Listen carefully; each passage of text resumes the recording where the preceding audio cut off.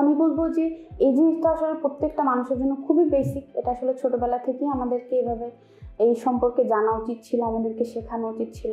কিন্তু আসলে এটা খুবই দুঃখের যে আমরা এত বড় হয়ে যাওয়ার পরে হয়তো আমি জানতে পেরেছি, হয়তো আমার আর 5 জন বন্ধুর হয়তো টিম ইনক্লুশনের সাথে কোনো সম্পৃক্ততা হবে না, বা এরকম কোনো অর্গানাইজেশনের সাথে সম্পৃক্ততা হবে না, তারা হয়তো আরো 20 বছর জানতে পারবে না, এরপর হয়তো কোনোভাবে তারা জানতে পারবে।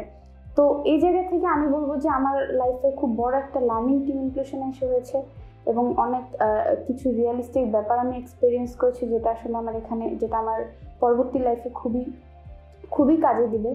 এবং কিভাবে প্রতিবন্ধী ব্যক্তিদের সাথে কথা বলতে হয়, কিভাবে তাদেরকে রেসপেক্টফুলি অ্যাড্রেস করতে হয়, সেটা আমি এখানে এসে শিখেছি।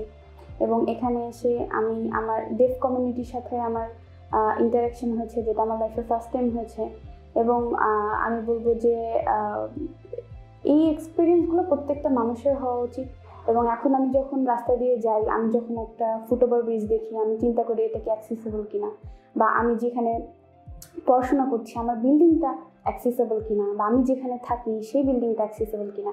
তো এই ব্যাপারগুলো আসলে আগে কখনো আমাকে হিট করতো না, যেটা টিম ইনক্লুশনে কাজ করার পরে, প্রতিবন্ধী ব্যক্তিদেরকে নিয়ে জানার পরে আমার মধ্যে আসলে এসেছে। তো আমি বলবো এটা আমার লাইফে খুবই বড় একটা লার্নিং, যেটা আমি টিম ইনক্লুশন থেকে নিয়ে যাচ্ছি।